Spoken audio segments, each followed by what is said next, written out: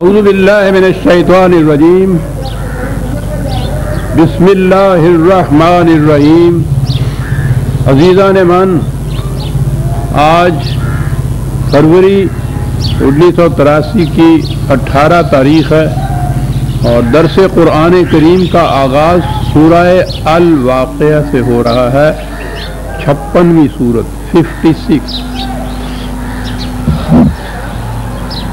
بات ہی شروع ہوتی ہے اذا وقعت الواقعہ، جب وہ ہونے والا واقعہ ہو جائے گا۔ یہ 27ویں پارے کی سورت ہے۔ اس میں تو 2 سورتیں ہی اور باقی ہیں۔ 28واں پارہ بالخصوص 29ویں اور 30ویں پارے میں یہ التزاماً یہ چیزیں آپ کے سامنے آئیں گی، جن میں کہا جائے گا کہ جب یہ زمین پٹ جائے گی، آسمان اڑ جائے گا، پہاڑ ریزہ ریزہ ہو جائیں گے، گرد و غبار کی طرح اڑ جائیں گے۔ یہ چیزیں بار بار ان صورتوں میں آئیں گی، اور جیسا میں نے عرض کیا ہے 29واں اور 30واں پارہ تو بالخصوص اسی قسم کے واقعات سے بھرا ہوا ہے۔ ہمارے ہاں کے متقدمین اور انہی کے اتباع میں متاخرین بھی ان کے متعلق کہتے ہیں کہ یہ قرب قیامت کی نشانیاں بتائی گئی ہیں، یہ جب ہوگا تو پھر قیامت آئے گی، زمین پھٹ جائے گی، آسمان ٹکڑے ٹکڑے ہو جائے گا، پہاڑ اڑ جائیں گے، ریزہ ریزہ ہو جائیں گے، اور پھر قیامت آ جائے گی۔ قیامت یعنی اس زندگی کے بعد دوسری زندگی، وہ تو ہمارا جزو ایمان ہے، بنیاد ہے ایمان کی، اس میں تو شک و شبہ کوئی نہیں۔ لیکن جیسا کہ میں نے عرض کیا ہے، قرآن کریم صرف موت کے بعد کی زندگی کا ہی ذکر نہیں کرتا، وہ اس زندگی میں بھی جو انقلابات آتے ہیں ان کا ذکر کرتا ہے، یہاں کی جہنم کی زندگی کا ذکر کرتا ہے، اور اگر صحیح نظام ہو قرآن کے مطابق تو یہاں جنت ارضی کا بھی ذکر کرتا ہے۔ اس لیے قرآن میں جہاں اس قسم کے مقامات آئیں وہاں یہ دیکھنے کی بات ہوتی ہے کہ وہ یہاں کی قیامت کے متعلق ذکر کر رہا ہے یا مرنے کے بعد کی قیامت کے متعلق۔ یہ جو اس قسم کے واقعات کا ذکر آتا ہے، زمین پھٹ جائے گی، آسمان ٹکڑے ٹکڑے ہو جائے گا، پہاڑ ریزہ ریزہ ہو جائیں گے، یہ سب کچھ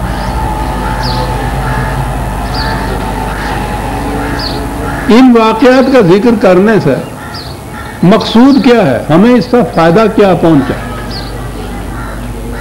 یہ بھی صحیح بات ہے کہ یہ جو مادی تخلیق ہے خدا کی، جو کچھ بھی اس نے پیدا کیا ہے وہ ابدی نہیں ہے، ہمیشہ کے لیے رہنے والا نہیں ہے۔ الی اجل مسمی، وہ ایک وقت معینہ کے لیے قانون فطرت کے مطابق، اللہ تعالیٰ کے قانون کے مطابق وجود میں لایا گیا، اور اس کے بعد اس نے معدوم ہونا ہے، کچھ انجام اس کا ہونا ہے، ابدی نہیں ہے۔ لہذا یہ چیز بھی ہمارے ایمان میں ہے کہ ٹھیک ہے، خواہ یہ ٹکڑے ٹکڑے ہو جائے یا ویسے معدوم ہو جائے، ہم نہیں کہہ سکتے۔ لیکن سوال یہ ہے کہ آج سے 1400 سال پہلے جب نازل ہوا قرآن، اس کے بعد 1400 سال کی زیر زندگی ہمارے سامنے یہ آیات آتی ہیں قیامت تک کے لیے، یعنی ابدی طور پر ان آیات نے رہنا ہے ہمارے سامنے، تو ان سے ہمیں کیا فائدہ ہے کہ آخر میں جا کے، اور وہ پتہ نہیں کہ وہ آخرت کب آنی ہے، آخر میں جا کے یہ پہاڑ ریزہ ریزہ ہو جائیں گے، آسمان کے کرے ٹکڑے ہو جائیں گے، زمین ٹکڑے ہو جائے گی۔ تو اگر یہ ایسا ہی ہونا ہے طبی طور پر تو یہ ہو جائے گا، ہمارا آج اس سے کیا تعلق؟ یہ تو ہمارا ایمان ہے کہ یہ نہیں رہنا، نہ زمین نہ آسمان نہ پہاڑ، طبی کائنات ٹھیک ہے، لیکن یہ چیز کہ ان چیزوں کا اس طرح سے قرآن کریم کے ان پاروں میں اس شد و مس سے ان کا اعادہ تکرار، ہمیں اس سے کیا فائدہ ہے؟ جی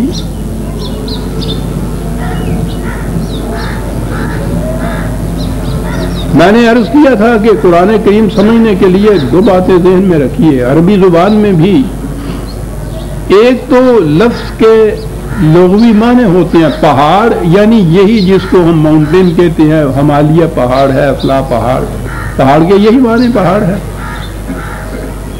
ایک اس کے مجازی معنی بھی ہوتے ہیں، عام زبانوں میں بھی یہ چیز ہوتی ہے، اور عربی زبان میں تو کثرت سے یہ معنی معجز ہوتے تھے. ایک ایک لفظ کے 100 معنی ہوتے تھے ان کے ہاں. بڑی وسیع زبان تھی. تو زبان میں وسعت تو پیدا اسی صورت میں ہو سکتی ہے کہ الفاظ کے مجازی معنی بھی لیے جائیں. وہ جبل یا پہاڑ کے معنی یہ پہاڑ ہی نہیں لیتے تھے جس کو ہم ماؤنٹین کہتے ہیں، بلکہ اتنے بڑے بڑے سردار جن کے کھونٹے پہاڑوں کی طرح گڑے ہوئے ہوں انہیں بھی یہ وہ کہتے تھے. ارض صرف زمین نہیں تھی، بلکہ ان کے ہاں کے مظلوم، محکوم، ضعیف، کمزور وہ انسان جنہیں انہوں نے اپنی غلامی کے طوق پہنا رکھے تھے، ان کو پاؤں تلے روندا جاتا تھا جسے کہتے ہیں. وہ اس کو پستی کو عرض کہتے ہیں. ویسے بھی عرض کے معنی ہی پستی کے ہیں، سما کے معنی ہی بلندی کے ہیں. آسمانوں کا ٹکڑے ٹکڑے ہو جانا.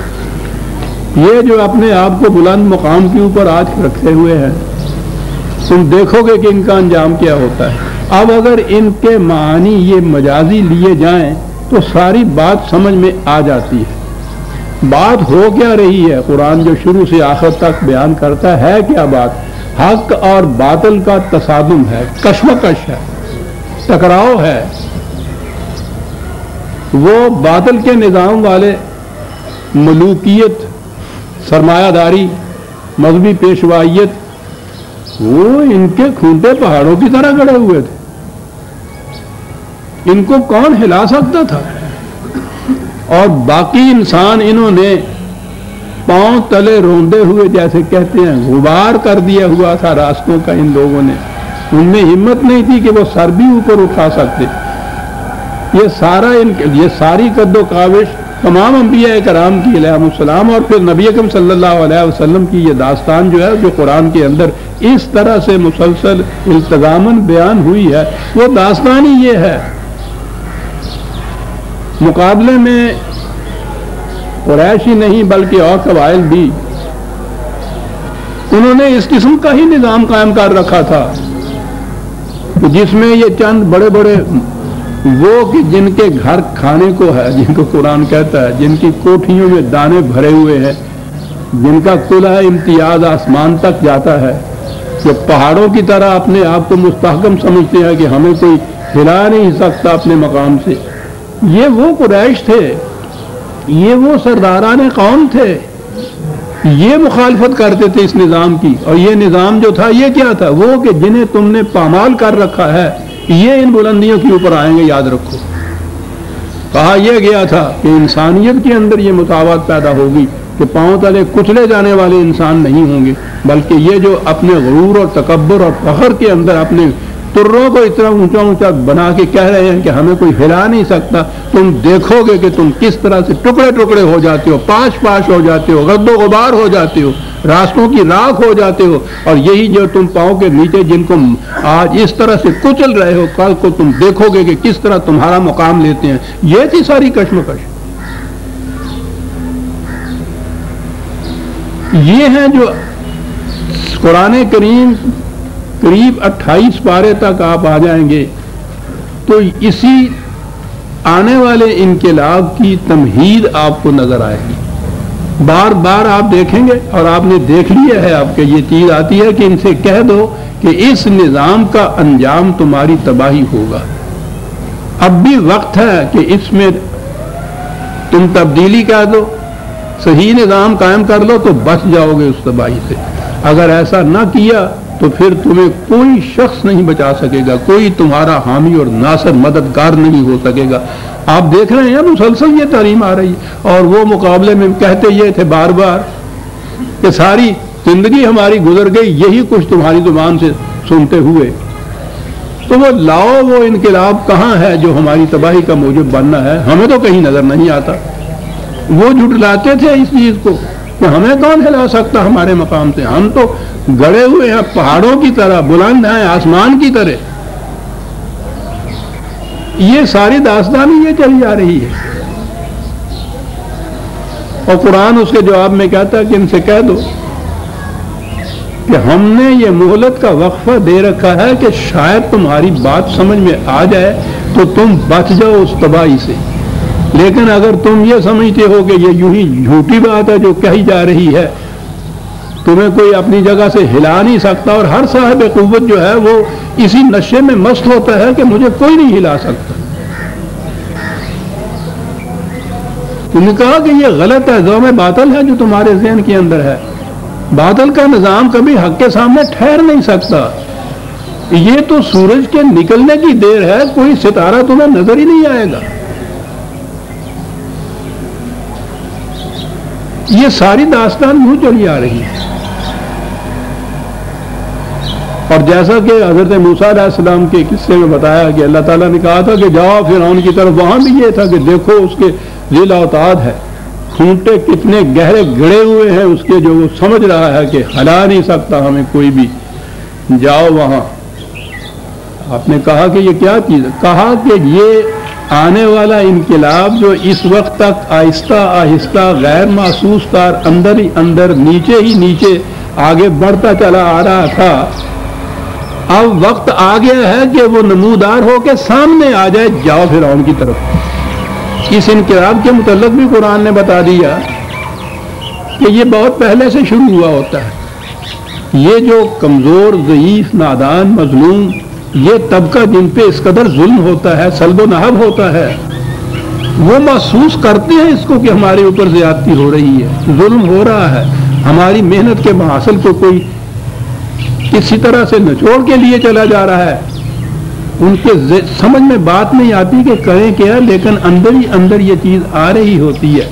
وہاں سورہ طٰہٰ میں جو قرآن نے کہا ہے حضرت موسیٰ علیہ السلام سے کہ یہ انقلاب آہستہ آہستہ زیر زمین تو چلا آ رہا ہے، اب ہم چاہتے ہیں کہ وہ ابھر کر سامنے بھی آ جائے، اور اس کے لیے کسی ایک صاحب ضرب کلیم کی ضرورت ہوتی ہے۔ ہوتا تو ہے وہی وہ مظلوم طبقہ، کمزور طبقہ، محکوم طبقہ، جن کو دبایا اور کچلا ہوا ہوتا ہے، ہوتے تو ہیں یہ ان کے ہی جذبات، لیکن کسی ایک فرد کی ضرورت ہوتی ہے جو ان کو مجتمع کر کے، وہ امامت ان کی کر کے سامنے کھڑا ہو جائے، تو پھر یہ انقلاب برپا ہو جاتا ہے۔ وہ اقبال جو اس داستان کو دہرائے ہوئے تو کہتا ہے کہ خون اسرائیل آ جاتا ہے آخر جوش میں، اور توڑ دیتا ہے کوئی موسیٰ طلسم سامری۔ بات تو خون اسرائیل کے جوش میں آنے کی ہوتی ہے، یہ وہاں پک رہا ہوتا ہے، اس سے پہلے وہ انتظار کر رہا ہوتا ہے کہ کوئی موسیٰ آئے جو طلسم سامری کو توڑ دے۔ ہر جگہ یہی ہوتا ہے، حضور کے زمانے میں بھی یہی صورت تھی، یعنی ان کی نسبت جو یہ اوپر پہاڑوں کی طرح اور آسمانوں کی طرح اٹھے ہوئے ہوتے ہیں، ہوتی کتنی ہے؟ خود یہ مدینے اور مکے کی زندگی میں قریباً 75% آبادی ان غلاموں کی تھی۔ یہ اوپر والا طبقہ گنتی میں ہوتا کتنا ہے، لیکن ان کے پاس وہ قوتیں اتنی ہوتی ہیں کہ یہ بیچارے تعداد کی کثرت کے اعتبار سے اٹھ ہی نہیں سکتے۔ کسی ایک کی ضرورت ہوتی ہے کہ جو ان غریبوں کا مددگار بن کے سامنے آئے، ساری مصیبتیں جھیلے خود، ان دشمنوں کے تیروں کو اپنے چھاتی کے اوپر لے، ان مظلوموں کی حفاظت کے لیے وہ قوت ان کی ہوتی ہے۔ وہ جو ان کے خلاف دلوں کے اندر جذبات کے لاوے پک رہے ہوتے ہیں، ان کے پھوٹنے کا وقت آ گیا ہوا ہوتا ہے۔ یہ اتنے 25 26 بلکہ 27 28ویں پارے تک قرآن یہ تمہید بیان کرتا چلا آ رہا ہے، اور ان پاروں میں آ کے یاد رکھیے قرآن کی یہ ترتیب بھی بڑی ہی تدریجی واقع ہوئی ہے۔ جس طریق سے یہ انقلاب آنا ہوتا ہے، قرآن ایک نصاب کی کتاب ہے، وہ شروع سے بات اس طرح سے آہستہ آہستہ آگے لاتا ہے کہ یہ سارے منازل جو ہیں انقلاب کے، اس اعتبار سے آپ قرآن کو اگر مطالعہ کریں تو آپ دیکھیں گے عجیب چیز نظر آئے گی۔ تو ان منازل کو طے کر بتاتا جاتا ہے، تدریجاً آگے لاتا چلا جاتا ہے، آہستہ آہستہ بڑھاتا چلا جاتا ہے، آخری پاروں میں آ کے پھر وہ کھلے بندوں یہ بات کہنی شروع کر دیتا ہے کہ اب یہ پہاڑ نہیں رہیں گے، ٹکڑے ٹکڑے ہو جائیں گے، یہ تمہاری آسمان کے ترے اڑنے والی پگڑیاں جو ہیں اس فضا کے اندر بکھری ہوئی نظر آئیں گی، یہ جو اس طرح کچلے ہوئے لوگ ہیں یہ ابھرے ہوئے نظر آئیں گے۔ وہ ان الفاظ میں پھر لے آتا ہے آخری پاروں میں، اور اس کے بعد پھر یہ انقلاب آیا۔ پوچھو نہیں کہ یہ اس زمانے کے یہ جو طراواز تھے ان کے تکبر اور تفاخر کا تو پوچھو کیا تھا کہ وہ کیا تھے، ذہنیت ان کی کیا تھی۔ بدر کے میدان میں ابو جہل کا جب سر کاٹنے لگا ہے، اسے نوجوان ہی تھا مسلمان مجاہد، تو اس نے کہا کہ یہ میری گردن ذرا نیچے سے کاٹنا۔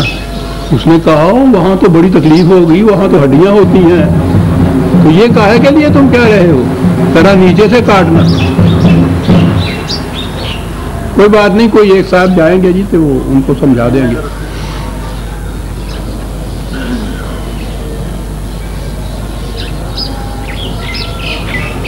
تو اس نے کہا کہ یہ کیوں کہتے ہو؟ ان کے ہاں رواج تھا کہ جنگ کے بعد یہ جو مقتولین ہوتے تھے جن کے سر کاٹے جاتے تھے، وہ ان کا جلوس نکلا کرتا تھا، نیزوں کے سر کو ٹانگ کر تو وہ جلوس نکالا کرتے تھے۔ کہنے لگا کہ میں چاہتا ہوں کہ جب اس کے بعد جلوس نکلے تو ابو جہل کا سر باقیوں سے 4 انچ اونچا نظر آئے۔ یعنی جن کے تفاخر کی ذہنیت کی کیفیت یہ تھی کہ اس وقت اگر کتنی ہی تکلیف کیوں نہ ہو، یہاں چھیننے سے گردن کاٹنے میں یہ میں برداشت کر لوں گا، لیکن چاہتا یہ ہوں کہ اس جلوس میں ابو جہل کا سر باقیوں سے اونچا نظر آئے۔ یہ تھی قوم، ان کے ساتھ واسطہ پڑا ہوا تھا۔ اور مقابلے میں نے عرض کیا ہے کہ یہ ساری آبادی قریباً جتنی بھی تھی ان کے پاؤں تلے کچلی ہوئی آبادی تھی، یہ گرد و غبار تھے اس زمانے کی۔ اب اس کو سامنے رکھیے اور پھر آئیے ان پاروں میں یہ جو کچھ کہا گیا ہے، عربوں کی زبان کے اعتبار سے ہی ان کے مجازی معنی لیجئے۔ یاد رکھیے یہ بات نہیں ہے کہ جس کا جی چاہے کہیں مجازی معنی لے لے، جس کا جی چاہے کہیں لغوی معنی لے لے۔ ان کی زبان میں یہ مجازی معنی موجود تھے۔ اب سوال اتنا ہی باقی رہ جاتا ہے کہ ٹھیک ہے آپ اس کے لغوی معنی لیتے ہیں تو یہی کہیں گے کہ ٹھیک ہے ہمالیہ پہاڑ کے جو پتھر ہیں وہ اڑ جائیں گے اور اوپر چلے جائیں گے۔ مجازی معنی ان کے ہاں بھی جب جبل کے معنی سرداران قوم لیا جاتا تھا تو بہرحال جو یہ لینے والا ہے وہ یہ کہے گا کہ ان سرداران قوم کی نخوت کے ترے اس فضا میں اڑتے ہوئے دکھائی دیں گے۔ آج بھی اس انداز میں باتیں کی جاتی ہیں، لکھا جاتا ہے، میرے ہاں میری تحریروں کے اندر آپ دیکھیں گے، اور یہ تو بڑا مؤثر طریق ہوتا ہے۔ قرآن نے یہی انداز اختیار کیا ہوا ہے۔ اس کے لیے دلیل کیا ہے کہ ان مقامات میں یہ چیز مجازی معنوں میں لی جائے۔ یہاں بھی دیکھیں گے جو صورت سامنے ہمارے آ رہی ہے اور دیگر مقامات میں بھی آپ دیکھیں گے ذکر ہو رہا ہے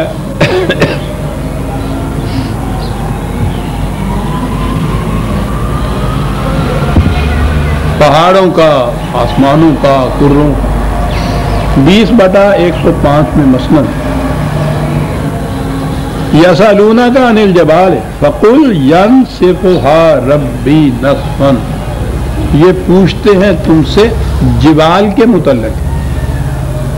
اب لغوی معنی والا لینے والا تو کہے گا پہاڑوں کے متعلق پوچھتے ہیں،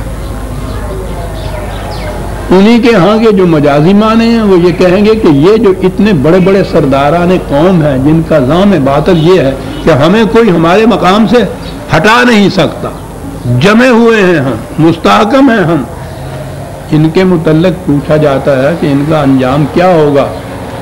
فَيَذَرُهَا قَاعًا صَفْصَفًا لَا تَرَىٰ فِيهَا عِوَجًا وَلَا أَمْتًا، ان سے کہو کہ ان کا انجام یہ ہوگا کہ غبار کی طرح اڑ جائیں گے، ان میں نہ کوئی کجی باقی رہے گی، نہ کوئی ناہمواری باقی رہے گی، رولر پھیر دیا جائے گا۔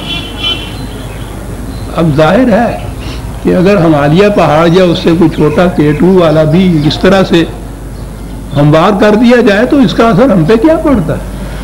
وہ تو ان کے متعلق کہا جا رہا تھا کہ ان سے کہو کہ یہ ہوگا حشر۔ اب اس کے بعد یہ ہے کہ یہ معنی کیسے لیے گئے؟ پہاڑوں کے ٹوٹ جانے تھے، ان کے پتھروں سے پھٹ جانے سے انسانی دنیا کو تو کوئی واسطہ نہیں ہوتا۔ اس کے بعد آپ دیکھیے کہ کیا ہے، یومئذ لا تنفع الشفاعۃ، جس دن یہ واقعہ ہوگا پھر کسی کی سفارش کسی کام نہیں آئے گی۔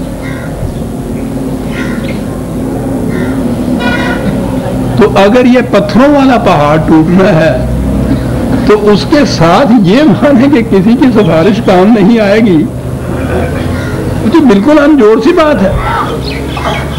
وَأَنَتِ الْوُجُوهُ لِلْحَيِّ الْقَيُّومِ، خدا حی و قیوم کے سامنے گردنیں جھکی ہوئی ہوں گی۔ مانے قرآن تو آپ بتا رہا ہے۔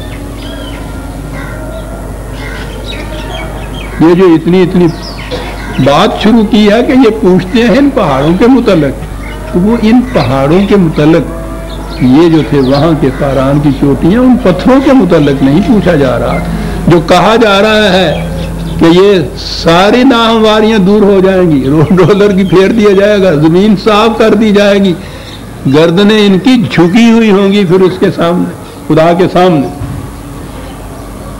وَقَدْ خَابَ مَنْ حَمَلَ ظُلْمًا، جو اس قدر ظلم کر رہے ہیں تباہ اور برباد ہو جائیں گے اس وقت۔ وَمَنْ يَعْمَلْ مِنَ الصَّالِحَاتِ وَهُوَ مُؤْمِنٌ فَلَا يَخَافُ ظُلْمًا وَلَا هَضْمًا، اس وقت پھر کسی کو اس کا ڈر نہیں رہے گا کہ مجھ پہ کوئی ظلم ہوگا یا میری محنت کو کوئی کھسوٹ کر لے جائے گا، اس وقت کسی کو اس کا ڈر نہیں ہوگا۔ تو بات ظاہر ہے وہ جو پہاڑ کی بات ہو رہی ہے، یعنی یہ پہاڑ اگر ہموار بھی ہو جائیں تو یہ کیا ہوگا کہ جن محنت کشوں کی محنت کے پسینے کی کمائی کو یہ لوٹ کے لے جا رہے ہیں ان پہ کیا اثر پڑے گا؟ وہ تو اور محنت کش وہاں بھیج دیں گے کہ جاؤ پتھر بھی اٹھاؤ۔ یہ کیا چیز ہے کہ یہ ان کا یہ استحکام اور ان کی یہ پہاڑیت کہہ دیجیے گا، یہ ختم ہو جائے گی، ہموار ہو جائیں گے، رولر پھیر دیا جائے گا، اور پھر اس وقت کسی کو اس کا ڈر نہیں ہوگا کہ کوئی میری محنت کو لوٹ کھسوٹ کر لے جائے گا۔ ملا دیجیے ان دونوں معنوں کی بات صاف ہو جاتی کہ وہ لغوی معنی لینے سے ان کے یہ بات بنتی نہیں ہے۔ قرآن نے تو اگلے الفاظ میں خود کہہ دیا کہ اب یہاں یہ مراد کیا تھی ان کی جن کو پہاڑ کہا گیا ہے، انہی کی زبان میں۔ بڑے بڑے مستحکم قلعے گاڑنے والے لوگ، ان کا انجام یہ ہو جائے گا۔ لا یخاف ظلم ولا عدم، عزیزان ایمان کیا بات کیا جاتا ہے قرآن صاحب، کسی کو اس کا پھر خطرہ اور اندیشہ نہیں ہوگا کہ میری محنت کی کمائی کو کوئی اور لوٹ کر لے جائے گا۔ ان پہاڑوں کے رولر پھیرنے سے یہ نتیجہ ہوگا۔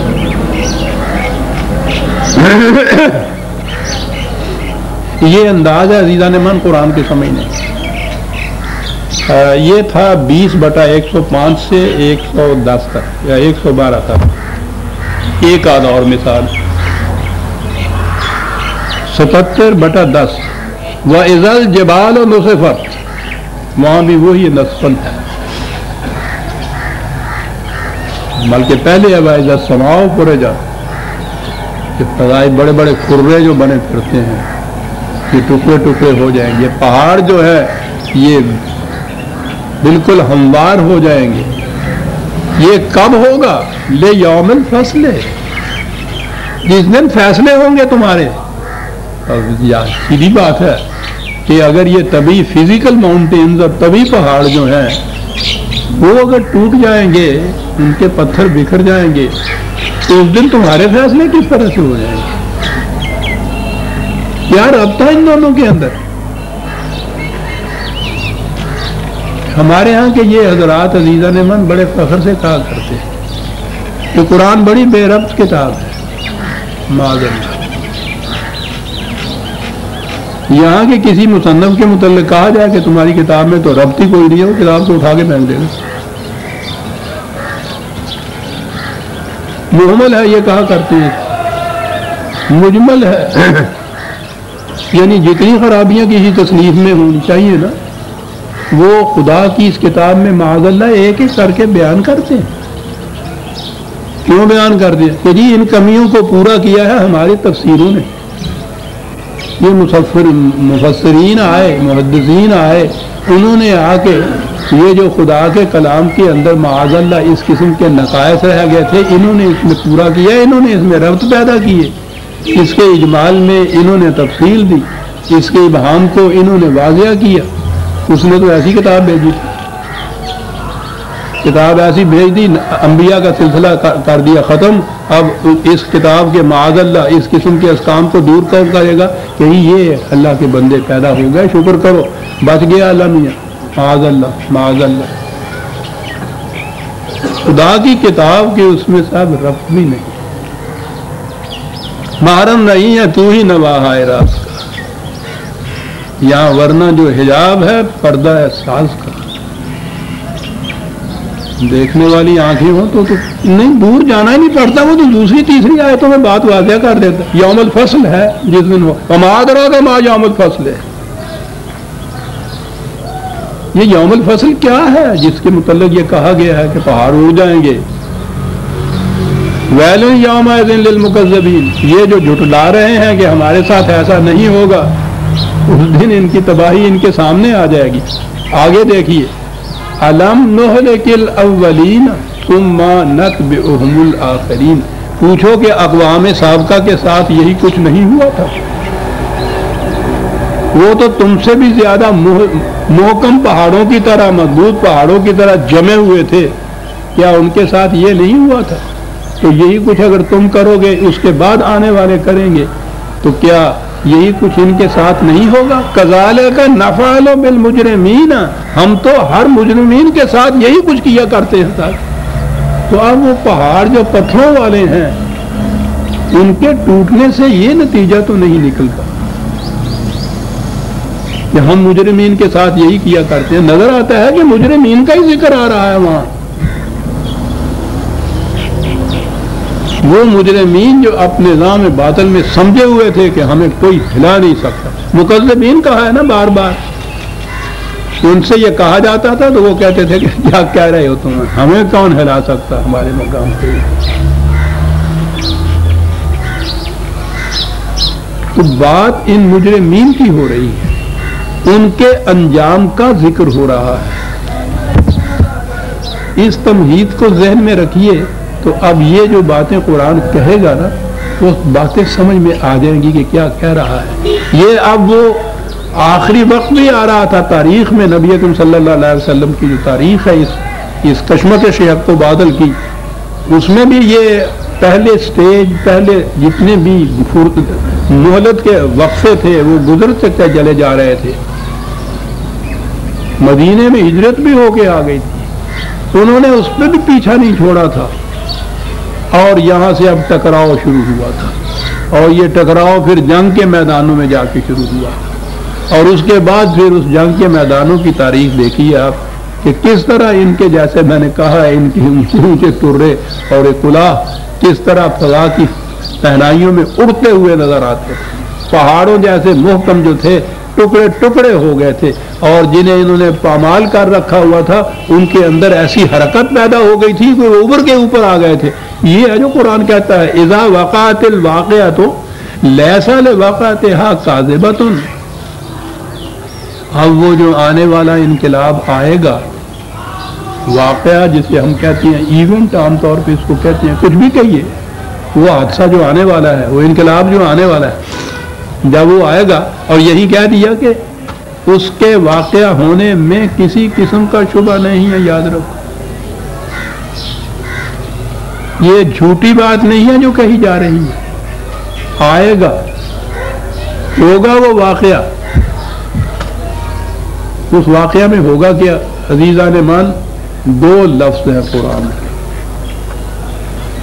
ہوگا یہ کہ خافضۃ رافعۃ، یہ جو پستیوں میں گرے ہوئے ہیں بلندیوں میں پہنچ جائیں گے، دو لفظ ہوگا یہ، خافضۃ جو بھی ہے رافعۃ ہو جائے۔ قرآن کا تو انداز ہی عجیب ہے عزیزان مان، دو لفظ ہیں، ہوگا یہ، تھلے دے اوپر آ جاؤں، خافضۃ رافعۃ۔ اگر ان لفظوں کے بنیادی معنوں میں جاؤں تو پھر اور بڑا لمبا وقت چاہیے اس کے لیے۔ اس کے لیے عزیزان مان پتہ نہیں زندگی مہلت دے یا نہیں۔ جب بھی کسی کے ذہن میں آپ کے ہاں قرآن کو سمجھنے کی یہ بات ہو نا تو دو باتیں، میں نے ایک کام یہ جو کیا ہے مجھے اس پہ اللہ تعالیٰ کی توفیق سے جو لغات میں نے لکھا ہے قرآن کریم کا، اس میں ان الفاظ کے جو مادے کے اعتبار سے بنیادی معنی ہیں وہ میں نے اس میں دیے ہیں، اور پھر بتایا ہے کہ اس زمانے میں زمانہ نزول قرآن میں عرب کن معنوں میں اس لفظ کو استعمال کرتے تھے، اور پھر ساتھ قرآن کی آیتیں دی ہیں میں نے۔ وہاں اگر آپ دیکھیں گے نا پھر نظر آ جائے گا کہ یہ خافضۃ اور رافعۃ یہ بات کیا ہے۔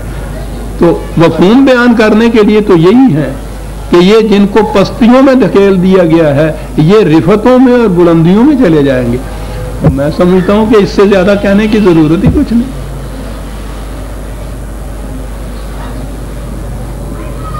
یہ اس کے بعد حضور کے بعد یہ جو اتنی بڑی وسیع مملکت آپ کے ہاں ہوئی ہے، ان کے ہاں کے اس مملکت کے کوئی عام کارندے یا سپاہی یا حمال نہیں، گورنرز بھی جو اس مملکت کے تھے وہ تھے جو کل غلام تھے ان قریشیوں کے۔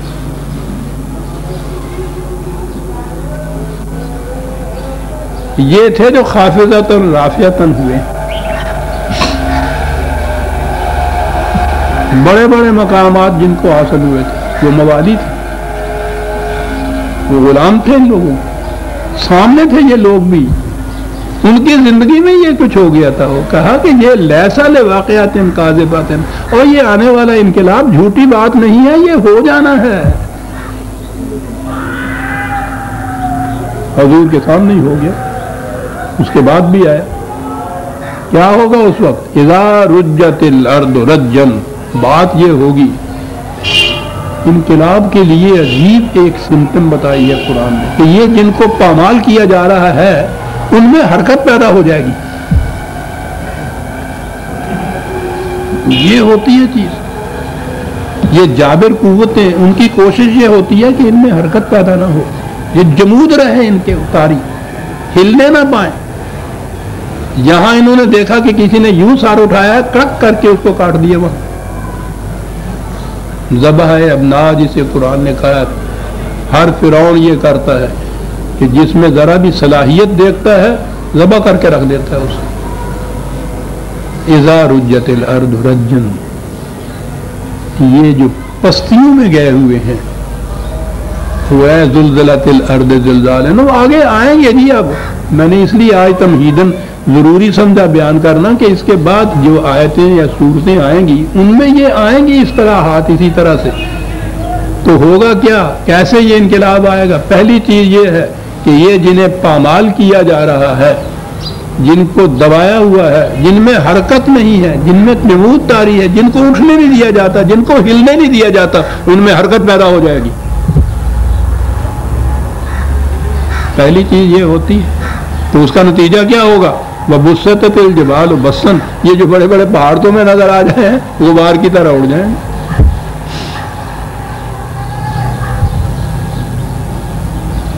فَكَانَتْ هَبًا مُنبَثًّا، ٹکڑے ٹکڑے نہیں ہو جائیں گے، غبار راہ نظر آئیں گے، اڑتا ہوا غبار نظر آئیں گے۔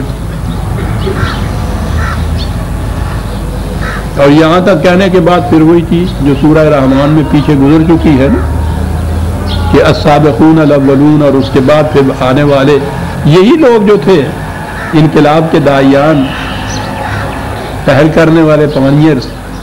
وَكُنْتُمْ أَزْوَاجًا ثَلَاثًا، اور 3 جماعتیں کہا، پہلے بھی کہا تھا نا. فَأَصْحَابُ الْمَيْمَنَةِ مَا أَصْحَابُ الْمَيْمَنَةِ، خوش بخت انسانوں کا ایک گروہ، ایک تو یہ ہوگا. اب سوچئے دیکھیے نا، بات صاف ہو گئی نا. اگر شروع میں اس عرض کے معنی زمین ہو جاتی ہے، حرکت کے معنی زلزلے ہوتے، اور پہاڑوں کے ٹوٹنے کے معنی پتھروں والے پہاڑوں کا اس طرح سے غبار بننا ہوتا، تو اس کے ساتھ ہی یہ جو آیتیں آئیں کہ کیفیت یہ ہوگی کہ تمہاری جماعت یہ جو ہے انقلاب لانے والی، یہ مدارج کے اعتبار سے یہ 3 قسم کے یہ لوگ ہوں گے، تو اس کے ساتھ ربط ہی نہیں کوئی پیدا ہوتا. تو ربط تو ہوتا ہی اس لیے ہے کہ وہ عرض اٹھے اور یہ جو بڑے بڑے پہاڑ ہیں یہ ریزہ ریزہ ہو جائیں، تو پھر تم دیکھو گے کہ یہ جو انقلاب لانے والی مقربین کی جماعت ہے، اب ان کا ذکر چلا آ رہا ہے کہ یہ ان میں نے کہا تھا نا پچھلی دفعہ بھی، قرآن کریم نے ایک تو السابقون الاولون کہا ہے، یہاں بھی آگے آئیں گے یہ لفظ. انقلاب لانے والوں کی جو سب سے پہلی پائنیئرز جو ان کے اندر ہوتے ہیں، ان کے رتبے بڑی بلند ہوتے ہیں. دنیا بھر کی مصیبتیں انہوں نے جھیلنی ہوتی. وہ جو معاشرے کے ساتھ رہنے کی جنت ہوتی ہے وہ تو چھن جاتی ہے، اور جس جنت کی تعمیر کے لیے یہ اپنا خون جگر دیتے ہیں وہ ابھی کبھی نظر نہیں آتی پیدا ہوئی. اس دور کے اندر یہ گزرتے ہیں سابقون جو ہوتے ہیں، ان کے حصے میں تو مصیبتیں اور صعوبتیں اور مشکلات اور دشواریاں ہی ہوتی ہیں.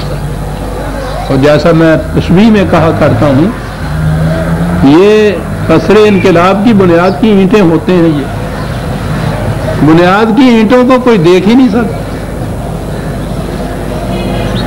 ان کے جی میں بھی کبھی نہیں یہ آتی کہ ہم ذرا سا سر اونچا کر کے ان کو بتائیں کہ صاحب ہم بھی تو پڑے ہیں راہوں میں. نہ، وہ مطمئن ہوتی ہیں بنیاد کی اینٹیں کہ بوجھ جتنا ہے عمارت کا ہمارے سر پہ رہے، اور انہیں کوئی دیکھ بھی نہ سکے. یہ سابقون ہوتے ہیں، بڑے دل گردے کے لوگ ہوتے ہیں. ایک یہ ہے وَصَحَابُ الْمَشْمَعَةِ مَا أَصْحَابِ الْمَشْمَعَةِ، اور ان کے مقابلے میں یہ ہوں گے بدبختیاں جن کے حصے میں آئیں گی.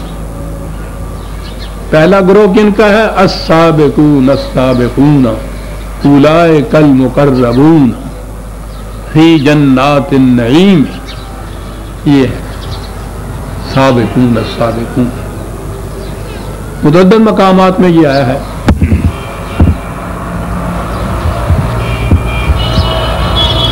کون تھے یہ سابقون؟ 9/100 9/100. والسابقون الاولون، کون تھے یہ؟ من المہاجرین والانصار. یہی بات بتا دی کہ یہ جس انقلاب کا ذکر ہو رہا ہے یہ ان پتھروں کا اور راستوں کے غبار کا ذکر نہیں ہو رہا، یہ تو اسی انقلاب کا ذکر ہو رہا ہے. السابقون کا ذکر ہے تو السابقون من المہاجرین والانصار ہے. معافرت کیے گا. اس کے بعد والذین اتبعوہم بإحسان، پھر جو ان کے بعد بھی آئے ہیں وہ بھی اپنے حسنات کا، اپنے جتنے انہوں نے نیک اعمال کیے ہیں ان کا بدلہ بھی ان کے کیا ہے؟ رضی اللہ عنہم ورضوا عنہ. وہ جو عام ترجمہ ہے اللہ ان سے راضی ہوا، وہ اپنے اللہ سے راضی ہوئے. جب یہ آیت آئے گی تو میں عرض کروں گا اس کے معنی کیا ہوتے ہیں. وَأَعَدَّ لَهُمْ جَنَّاتٍ تَجْرِي تَحْتَهَا الْأَنْهَارُ خَالِدِينَ فِيهَا أَبَدًا. ان کے لیے پہلے سے ہی اسی زندگی میں کہا کہ ہم نے تو ان کے آنے سے پہلے ہی ان کے لیے جنت تیار کر رکھی. کیا بات! یہ صحابہ کے بعد ہے عزیزان ایمان، انصار اور مہاجرین دونوں کا ذکر آیا ہوا ہے اس کے اندر، کسی ایک کی استثناء نہیں کی گئی.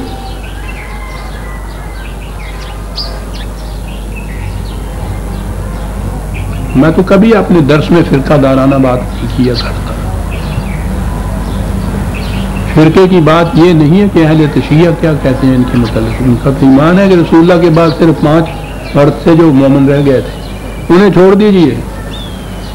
خود ان سنیوں سے پوچھئے, بخاری کی اس حدیث سے پوچھئے کہ کیا کہتے ہو قرآن کے اس سرٹیفکیٹ کے بعد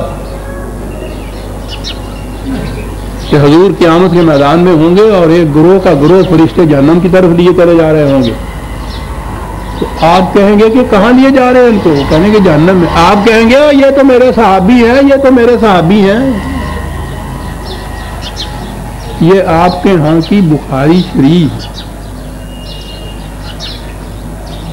اس میں یہ ہے. یہ آپ کیا کہتے ہیں؟ جواب ملے گا کہ جی ٹھیک ہے صحابی تھے, جب تک آپ ان میں تھے یہ آپ کے ساتھ تھے, آپ کے جانے کے بعد انہوں نے یہی کچھ کیا. قرآن کہتا ہے کہ ان کے لیے اولئک مومنون حقاً کہا ہے قرآن نے, یہ پکے اور سچے مومن ہیں. ان کی زندگی میں کہا کہ یہ خدا سے راضی ہو گئے, خدا ان سے راضی ہو گیا. کہا اعد لہم, ان سب کے لیے ہم نے پہلے سے جنت تیار کر رکھا ہے. قرآن یہ کہہ رہا ہے, اور آپ کے ہاں یہ چیز مل رہی ہے. انہوں نے تو جب اپنے ہاں یہ عقیدہ وضع کیا تو سوال آیا نا کہ یہ تو پیچھے پڑ جائیں گے ہمارے, کریں کیا؟ کرنا بڑا آسان ہے, ایک حدیث ان کے یہاں بھی ٹھونک لیجیے, بات ٹھیک ہو گئی. کہ صاحب ہمیں آپ کیا الزام دیتے ہیں؟ بخاری شریف کے متعلق آپ کا کیا خیال ہے؟ اساہر الکتب بعد کتاب. صحیح طریقے عقیدہ یہ ہے کہ بخاری اور مسلم کی ایک حدیث کا انکار بھی دائرہ اسلام سے خارج کر دیتا ہے. اس حدیث سے آپ بھی انکار نہیں کر سکتے, دائرہ اسلام سے خارج کر دیتا ہے, پھر کافر ہو جاتی ہے. کافر ہونے کے بعد ہوتا کیا ہے آپ کو پتا ہے؟ کچھ پتا نہیں, بیٹھے رہو اور دھیان نہ سنیا کرو نا گلا. کل ہی تو ہے جو فتویٰ انہوں نے دیا ہے, کل کی جنگ میں ہے نا جی. کہا یہ ہے کہ وہ مردوں, ہٹیو کٹیو جوانوں, یہ سمجھا لو اپنے ہاں کی یہ جو عورتیں ہیں تمہاری, ورجا لو ان منڈیا نو, انہاں کاکیاں نو, انہاں پرتھو پایا ہے, ان کو سنبھال لو, ان کو گھروں میں بند رکھو.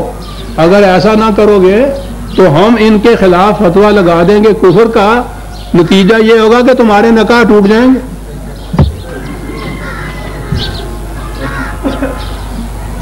جی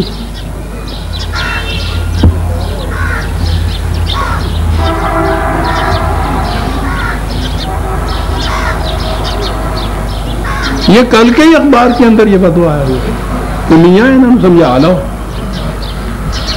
سمجھا لو کا لفظ بات نہیں بنتی ہے. کہیں گے پھر پنجابی ہے, انہوں نے ورجا لیا میاں, سمجھ لیا نا کہ کیا بات ہے.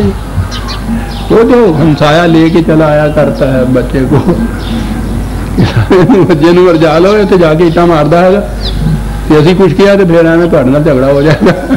وہ کہتے ہیں ان کو سمجھا کے ورجا لو, انہوں گھر رکھو. یا وہ پنڈ والا جو کہنا ہوں بھی اپنا بال بن کے رکھیا کر, ساری چیری ساری جڑی ہے کھا گیا کہ جی کل تھی بنیا نہیں تو یہ پونے دے آؤ گے جا کے, پھر کہو گے کہ آ گیا پنجابی تو میں کروں کیا. وہ بات ہی ایسی کرتے, وہ کہتے ہیں ان کو سمجھا کے ان کو بند رکھو, یہ اپنے بیل نہیں تو ہم کفر کا فتویٰ ان کے خلاف لگا دیں گے. چلو آپ کہیے کہ یہ اچھی بات ہے, پھر یہ کافر ہو جائیں گے. نہیں, آپ کا نکاح ٹوٹ جائے گا. پھر عزیزان من کیا کہا جائے. کہہ میں یہ رہا تھا کہ عقیدہ یہ ہے کہ بخاری اور مسلم کی کسی ایک حدیث کا انکار بھی کافر بنا دیتا ہے, اور یہ حدیث بھی بخاری کے اندر ہے. مانتے ہیں آپ السابقون الاولون من المہاجرین والانصار والذین اتبعوہم بإحسان, ان کے بعد بھی رضی اللہ عنہم ورضوا عنہ وأعد لهم جنات تجری تحتها الانہار خالدین فیہا ابدا ذالک الفوز العظیم. آپ نے غور فرمایا کہ یہ جو پہاڑوں کا ٹوٹنا ہے اور زمین کی حرکت ہے تو یہ ان پتھروں کا ٹوٹنا اور اس کرۂ ارض کا پھٹنا نہیں ہے، ورنہ اس کے بعد یہ جو مضمون چلا آ رہا ہے اس مضمون میں ربط ہی کوئی نہیں رہتا کہ یہ جو اس وقت فرے خاں بنے بیٹھے ہیں اور اپنے آپ کو اتنا محکم مستحکم سمجھتے ہیں کہ ہمیں کوئی ہلا نہیں سکتا، ٹکڑے گرد و غبار ہو جائے گا۔ یہ پہلے کہا کہ ٹکڑے اڑ جائیں گے ان کے، پھر اسے کہا غبارے راہ ہو جائیں گے۔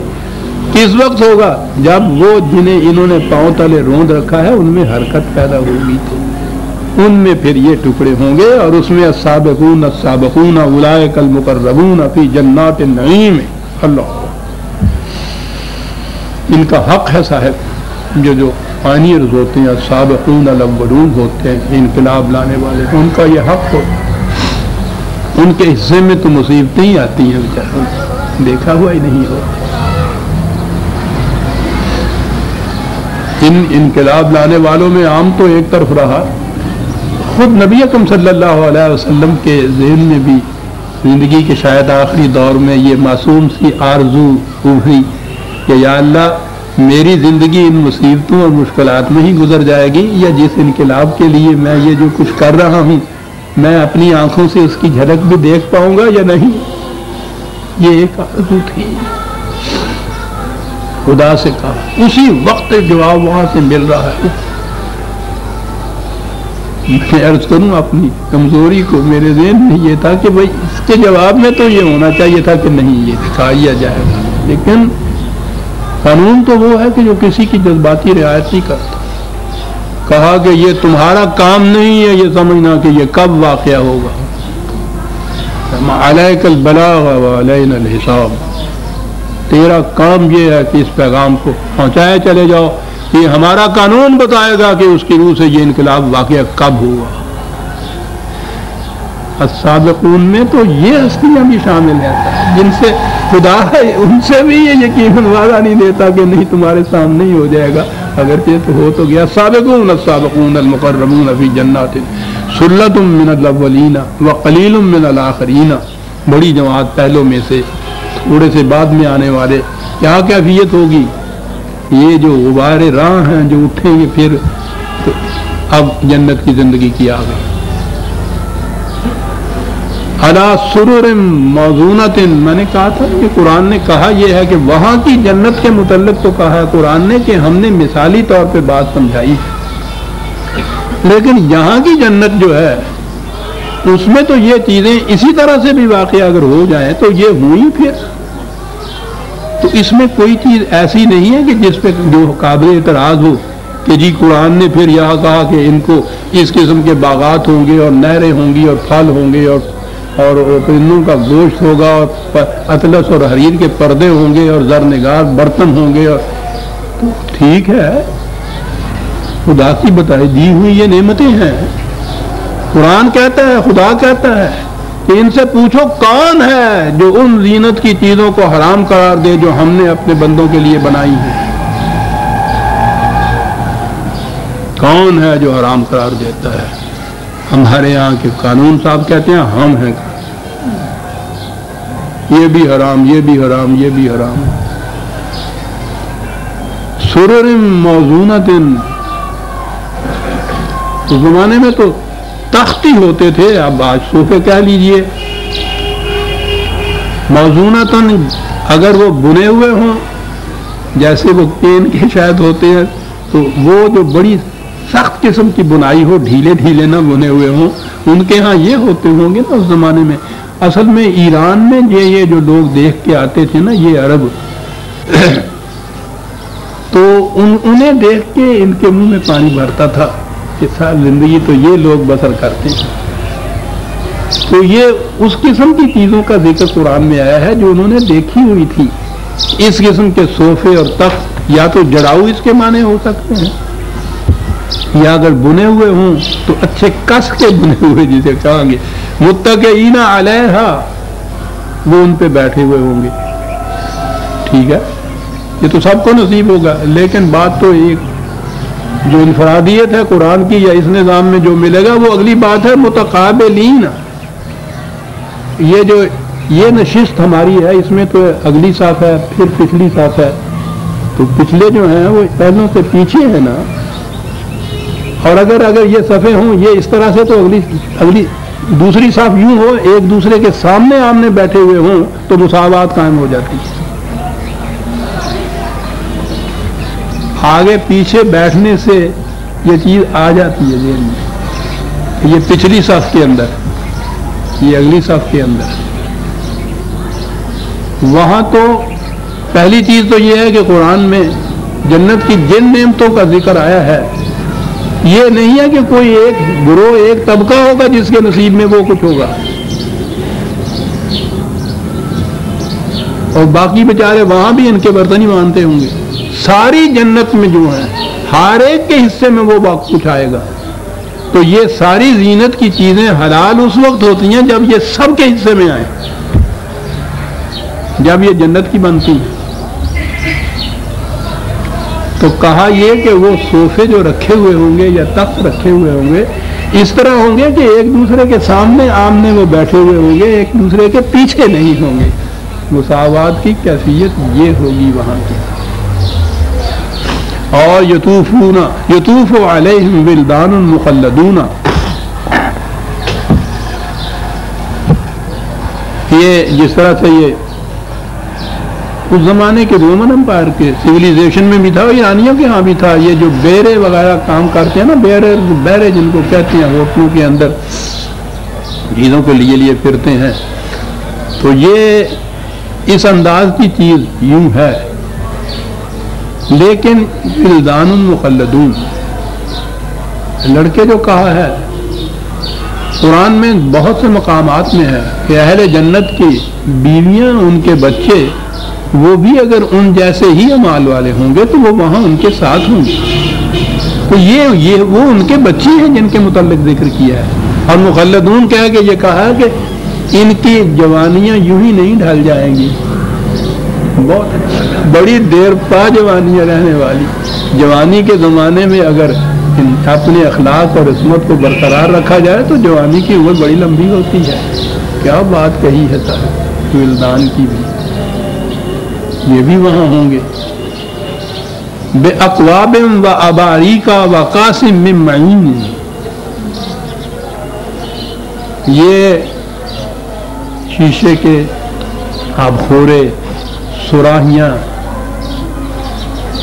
اور اس کے بعد پھر وہی خصوصیت، وہ جو ہی یہ بات کرتا ہے اپنی خصوصیت ساتھ لے آتا ہے۔ قاسم پیالے اس کی من معین، وہی جاری رہنے والے پانی کے۔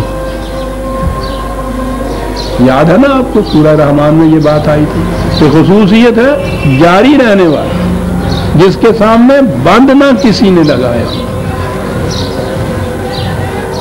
اور جو پیا جائے گا لا یصدعون عنہا ولا ینزفون،